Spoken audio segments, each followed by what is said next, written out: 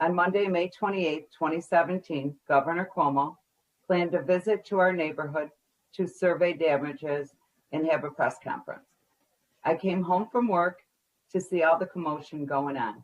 I was asked by a staffer if I would allow Governor to come into my home, view our damages, and I agreed. Governor Cuomo went into my house with my husband's son, along with his staff and some town officials. I came in shortly afterward, and when I walked in, I said to the governor, "Do you think that we have to live like this?" That's when the governor looked at me, approached me, took my hand, and pulled me to him. He leaned down over me and kissed my cheek. I was holding my small dog in my arms, and I thought he was going to pet my dog, but instead he wedged his face between the dog and mine and kissed me on the other cheek, in what I felt was highly sexual manner. I wasn't expecting that at all. He said, "That's what Italians do, kiss both cheeks." I felt shocked and didn't understand what had just happened, but I knew I felt embarrassed and weird about his kissing me. I am Italian, and in my family, family members kiss. Strangers do not kiss, especially upon meeting someone for the first time.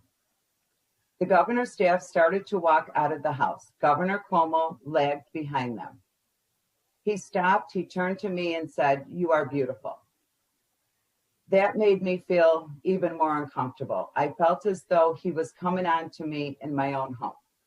The governor and his staff proceeded to view the damages outside of the house. I purposely did not follow because I felt uncomfortable given what had just happened in my living room. After seeing the damages, the governor then circled to the front of the house where I was standing. He then approached me. He took my hand and said, "Is there anything else you want?" I didn't know how to respond. He then leaned down on top of me, and while still holding one of my hands, he forcibly grabbed my face with his other big hand and kissed my cheek. Again, in a very aggressive manner. I felt like I was being manhandled, especially because he was holding my face and he was kissing my cheek again. The way he looked at me and his body language made me very uncomfortable.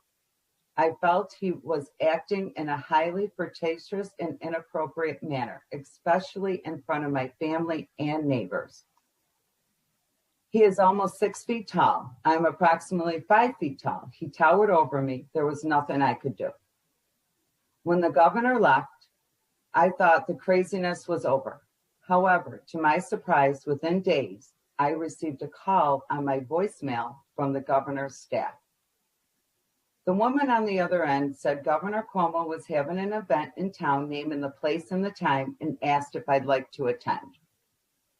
Notably, she did not say my husband and I or my family and I, only specifically me.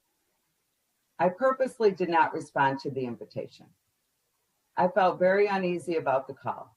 I was the only one that received the call and the personal invite from the governor.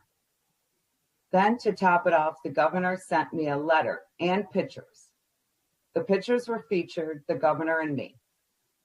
And the letter was addressed only to me. More alarms going off.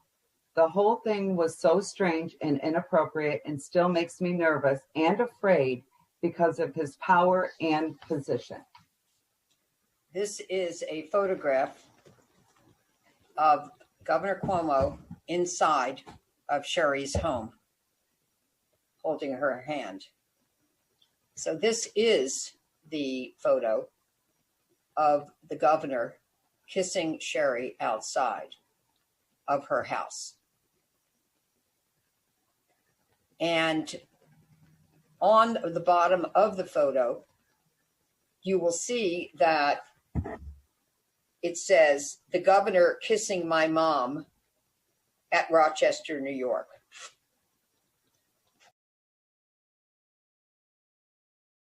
Hey, NBC News viewers, thanks for checking out our YouTube channel. Subscribe by clicking on that button down here. And click on any of the videos over here to watch the latest interviews, show highlights, and digital exclusives. Thanks for watching.